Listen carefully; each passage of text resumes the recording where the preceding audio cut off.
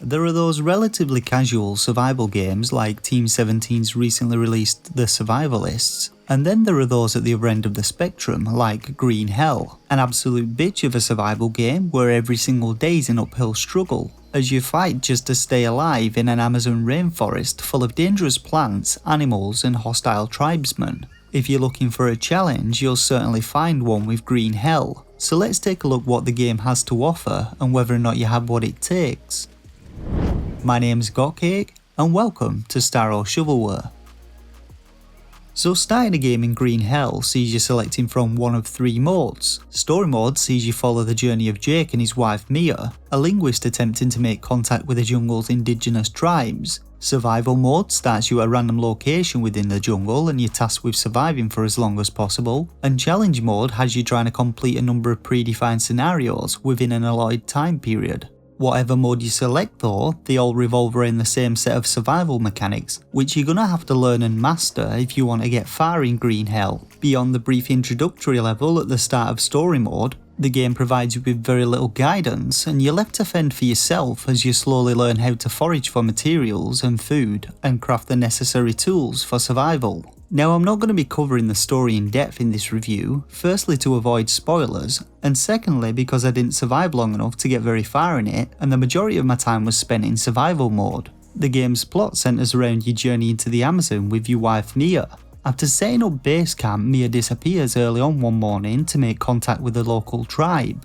She tells you that it may take some time and not to worry, but skipping forward to day 32 of the trip, you're contacted by a panicked sounding Mia needing your help, and so events unfold which see you awakening in the jungle with an empty rucksack and only a two-way radio. The story then sees you trying to survive and track down the whereabouts of Mia. Now based on ratings of the PC version, the storyline is supposedly very good, with some decent plot twists and well done voice acting. So getting into the survival mechanics in Green Hell, and I'll say right now there's a lot of depth to them and they're very granular. Just to give you an idea, one of my first tasks was to build a fire, and this required me to place individual sticks of two different sizes just to build the fire. I then had to craft a fire starting tool and use a bird's nest to create an ember in order to light the fire. And this is just the tip of the iceberg. Now Green Hell comes with 5 pre-made difficulties ranging from Tourist mode, which allows you to wander the jungle freely without occurring the world, to Green Hell mode, which literally wants you dead, permanently, with all progress wiped on death. Each mode adjusts the threats that you face, damage you take and depletion rate of nutrients, and you can also create your own custom game mode which allows you to tailor these settings to your liking, enabling you to toggle specific threats or gameplay mechanics on and off. When it comes to the game's survival mechanics, they really fall into 3 main categories: crafting various structures and items using materials foraged from the rainforest, maintaining nutritional values through consumption of food and water, and tending to any wounds that you might incur whilst exploring this hostile environment. Looking first to the crafting mechanics, which I've already said are quite deep. All craftable items are contained within your notepad. Now you often discover new crafting recipes as you gain new materials, but some recipes don't unlock and require a bit of logical trial and error. Your notepad will provide details on all the materials you require to craft a particular object, and there are generally 2 types of craftable items. The first are constructions ranging from fires and beds to various racks and building parts, and constructing these requires you to select the object from the notepad and then place the blueprint down in the location that you want to build it. Next you have to gather all the required materials and place them into the blueprint, but these must be placed in a particular order. For instance, a tent requires you to build a frame with sticks and rope, before topping it with palm leaves. Larger materials such as leaves or logs can't be placed in your backpack and must be carried a few at a time, which can make constructing larger objects a bit of an arduous process. Some recipes also have multiple stages to them, with roofs requiring you to have first built a frame for them to sit on, and mud brick walls requiring a standard stick wall for them to be built around. So the second type of craftables are equipable items or items that you can carry on your person, which include various types of tools, weapons, armour and utility items. These include basic axes, knives and bows made from stone and bones, as well as more advanced items made from metal. Each of these is crafted by selecting the craft menu and then dragging the materials from your surroundings or your backpack and placing them onto a stone table. Once all of the required materials are placed, pressing the R button will then craft the object and place it into your backpack, providing you've got the room. Now, I actually really got to liking the crafting mechanics in Green Hell once I got used to them. While there's quite a lot of work involved in building structures, once you complete them you get a real sense of achievement, even from constructing something as simple as a rack to store your extra sticks in. When it comes to the game's inventory system though, I really can't say that I was a fan. While it no doubt works perfectly fine when using a mouse on PC, when it comes to moving a cursor with your thumbstick, shifting individual items around becomes a tediously long process. The cursor's movement is incredibly jittery, its movement slows to a crawl when moving over objects, and smaller inventory items are often hard to target. Moving on now to the game's food and water mechanics, we're equipped with a watch which conveniently displays our nutrition levels, as well as the time of day and a compass complete with coordinates for us to get our bearings with. Water can be sourced from rivers and pools, but drinking directly from these can be hazardous to your health. Instead, fresh drinkable water in the early game can be found within coconuts, or by gathering rainwater in containers. Food on the other hand is a little more complex, as you have to maintain 3 types of nutrients, these being proteins, carbs and fats, each maintained by eating various types of foods. Protein is primarily gained from eating the meat of animals obtained from armadillos, capybara or the pig-like pecaris, or fish found within some pools of water. But you better harvest them before they float off, damn slippery fish.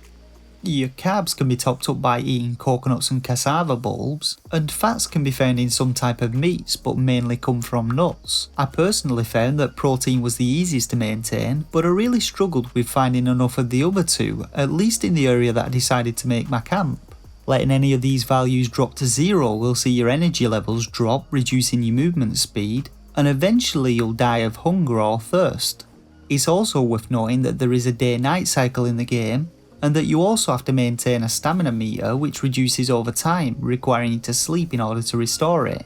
You're able to sleep on the floor, but you need to build a proper shelter which provides better rest and allows you to save the game.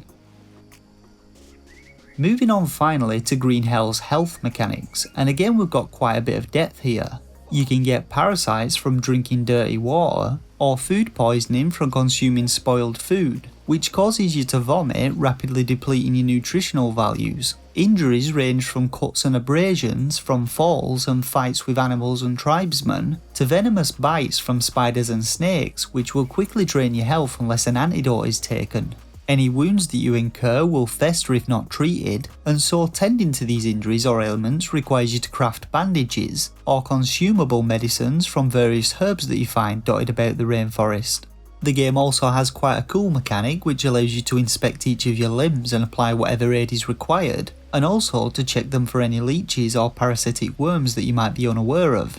Now, I've already mentioned that having been ported from PC to Switch, the mouse to thumbstick control scheme doesn't translate very well. But let's now focus on the game's visuals, which were clearly going to take a major hit with this port. I'll start by saying that the visuals are not terrible. There's still a decent amount of detail and density to the game's rainforest, and texture resolutions, whilst nowhere near the quality of those seen on other platforms, aren't awful. But the game constantly struggles with its frame rate, and from what I've observed, I highly doubt it ever manages to hit 30 frames per second. Now, don't get me wrong, the game is still playable, but it can be pretty choppy and there's a lot of popping from trees and foliage in the distance. The in-game rainfall also looks like this. When it comes to the game's animals, the textures look okay as they're so small, but the same can't be said when it comes to the textures of the game's tribesmen. The movement is pretty jerky, and the limbs and joints make them look more like action figures than real figures. Out of everything though, I'd say the game's audio is one of its strong points. I thought what I heard of the voice acting was very good, and the devs did a really good job with the ambient sounds of the surrounding jungle, as it was constantly filling your ears, often indicating the presence of nearby animals or warning you of potential dangers.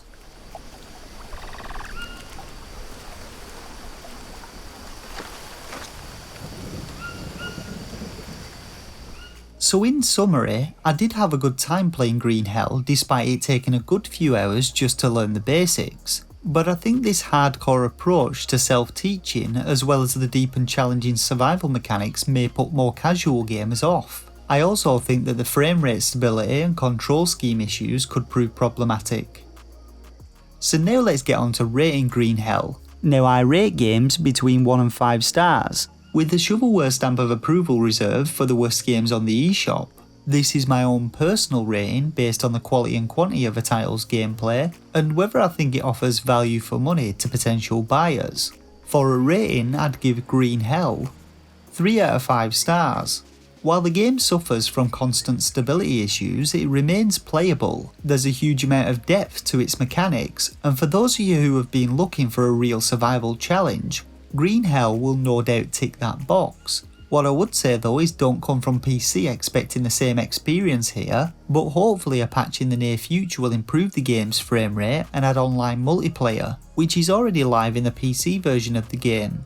You can get Green Hell from the UK Switch eShop, where it's usually priced at £22.49, or from the US eShop for $24.99. Alternatively, the game's also available on Steam, and will be coming to PlayStation and Xbox in the near future. And that just about wraps up this review of Green Hell, so hit that like button if it helped you out, and let me know your thoughts and opinions on the game and this review in the comments section below. Don't forget to subscribe to the channel for future Nintendo Switch content and reviews, and jump onto the Starseekers Discord server to become part of its growing community. For now though, I just want to say a big thanks to you all once again for watching, and until next time, stay safe and game on.